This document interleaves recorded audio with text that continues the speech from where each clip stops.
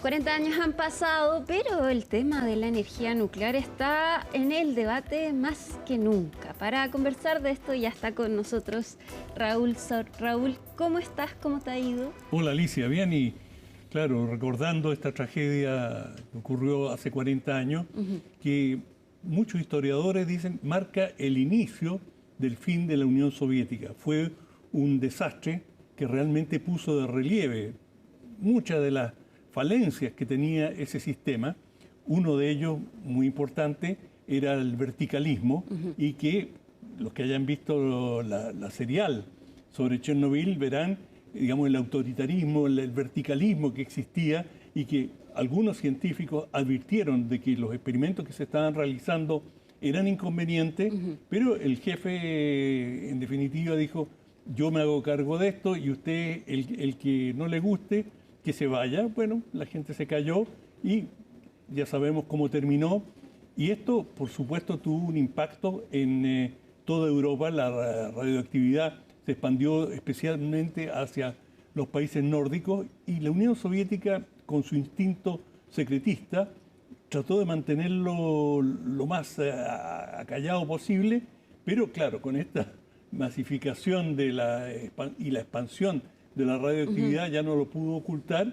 Y bueno, se dice que esto fue uno de los elementos que condujo finalmente a que Gorbachev llegara al gobierno y iniciara la política, la perestroika, que era una política de apertura informativa.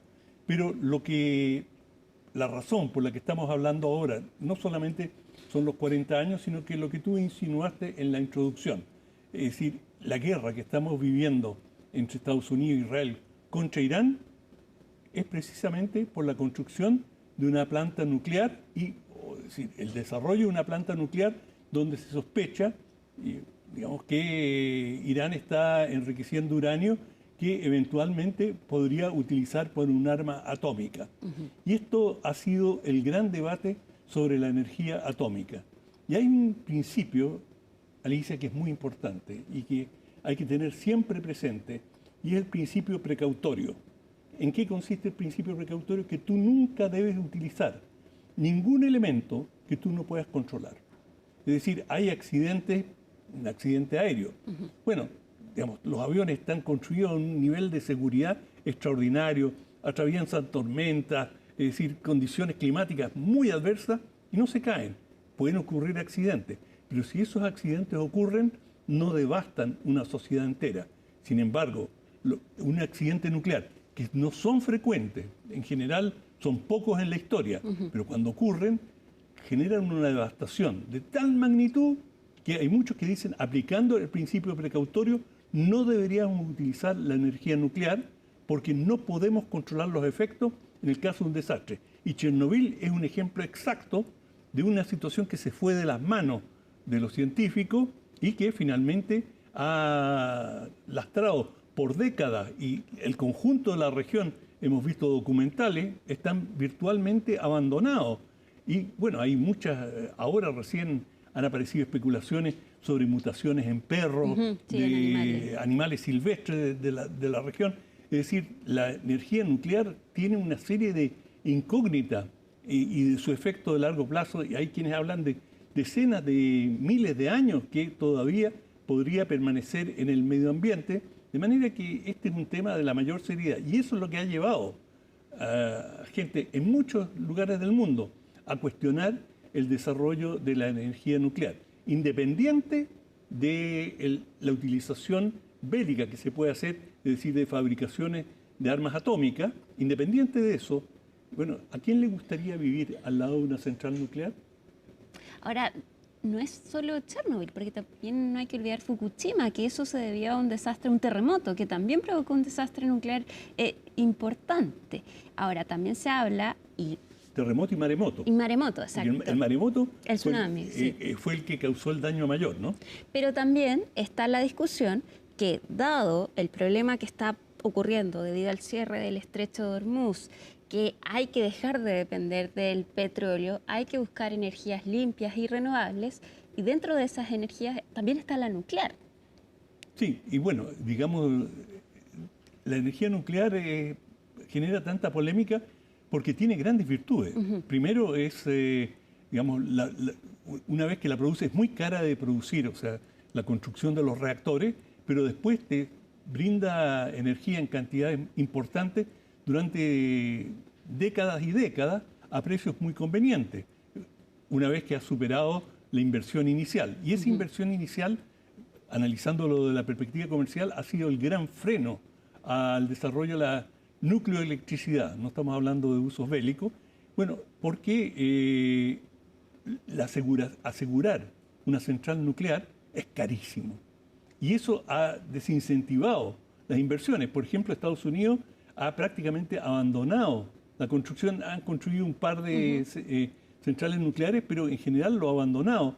Y también en Japón, Japón es un país particularmente vulnerable, no tiene petróleo, no tiene gas y tiene un país altamente industrializado, tiene una enorme demanda eléctrica y la energía nuclear le venía como anillo al dedo, hasta Fukushima, que en la Unión Soviética se decía, y yo he hecho varios reportajes sobre este tema en distintas centrales nucleares, y siempre lo primero que dice, esto es absolutamente seguro. Hemos tomado todas las medidas. Hemos visto, especialmente me ocurrió en Japón, donde en una central nuclear me dijeron, es imposible, hay 10 medidas de seguridad que una tras la otra, si esta falla, pasamos a la siguiente. ¿Eso fue antes de Fukushima, cuando fuiste? Antes, sí. Y bueno, finalmente ocurrió un accidente allí y la planta tuvo que ser cerrada. La planta donde no podía haber un accidente. Y lo mismo se dijo en Chernobyl. Los soviéticos, cuando la presentaron, dijeron, esto hemos tomado todas las medidas. Bueno, se dio. Three Mile Island en Estados Unidos también se dio el accidente. Es decir, todos han tenido, con distintos niveles de seriedad, siendo Chernobyl la más grave de todas, pero digamos, Fukushima fue muy, muy serio en Japón. Claro, ahí estuvo provocada por un elemento externo, pero Japón se había preparado y habían construido un muro especial en el caso de que se diera un tsunami, y bueno, llegó y superó las barreras de contención. Tenían digamos, generadores eléctricos porque tú necesitas mantener la energía para los reactores, aunque no estén operando a total capacidad, tienes que mantenerlos en funcionamiento, y tenían reactores, digamos, sistemas alternativos para mantenerlos. Bueno, pero el petróleo que los movía a los generadores se acabó y finalmente sabemos lo que ocurrió. De manera que esto, volviendo sobre el principio precautorio, ahora que tenemos esta guerra y que el Golfo Pérsico está cerrado, hay muchos países que dicen, bueno, si el petróleo va a seguir subiendo, hoy día ha marcado otra vez un pequeño récord, si va a seguir esta la situación y de incertidumbre, ¿por qué no vamos por una energía que es absolutamente segura en cuanto al abastecimiento, no en cuanto a la manipulación de la misma? Y la energía nuclear aparece como una solución muy tentadora en muchos países, y de hecho ya hay en 40 países distintos hay reactores nucleoeléctricos, pero todavía la oposición pública es enorme.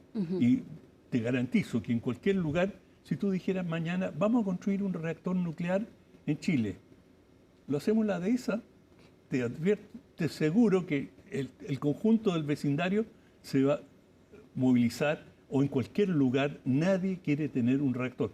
En Gran Bretaña, en Francia, en todas partes han habido enormes disputas porque, claro, el precio de las tierras, de las propiedades cae inmediatamente en las proximidades de una central nuclear. De manera que el principio precautorio, que no producir algo que tú no puedas controlar en una cierta eventualidad, yo creo que sigue vigente. Ahora, el panorama, y para dejarlo claro, no es que no exista la energía nuclear, porque hay países que son líderes. Francia, Estados Unidos también tiene... Gran Bretaña. Exacto, no es que el Algunos mundo haya han dejado renunciado, como Alemania. Que renuncia. Claro. Pero Francia está invirtiendo más en esto. Entonces no es una discusión que ya esté zanjada. En absoluto, en absoluto. Y China tiene una expansión de su energía nuclear descomunal. Claro, los chinos tienen expansión descomunal en todos los ámbitos.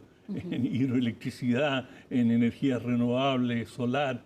Es decir, la demanda energética que tiene China con esa enorme capacidad industrial es prácticamente infinita. Por lo tanto, todo lo que hacen, incluso con el carbón, siguen utilizándolo masivamente. Pero el tema de la energía nuclear, aunque se han mejorado los reactores y hay más seguridad, todavía es un tema que en la mayoría de los países del mundo provoca vivas resistencias. Porque no solo está el riesgo del error humano, de infraestructura, están los desastres naturales y también está la guerra. No hay que olvidar que en Ucrania, Zaporilla también ha sido objeto de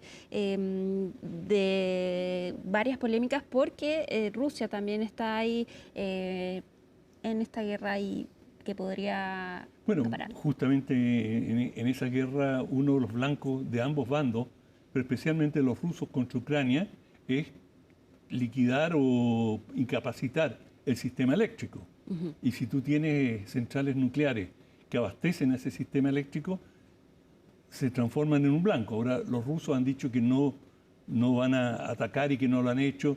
Y cuando han habido incidentes, se acusan mutuamente. Los ucranianos dicen fueron los rusos dicen fueron los ucranianos. Pero al final lo que importa es que un país que tiene esta capacidad nuclear, que además siempre existe la sospecha de que va a tener la tentación de enriquecer uranio y que de allí a construir una arma nuclear hay un camino relativamente corto. Y ese es el gran tema con Irán. Exacto. Esta guerra, la causa principal es la central nuclear de Bushehr en Irán, donde se le acusa a los iraníes de haber enriquecido uranio al 60-70%, y que de allí a tener un arma atómica hay un paso.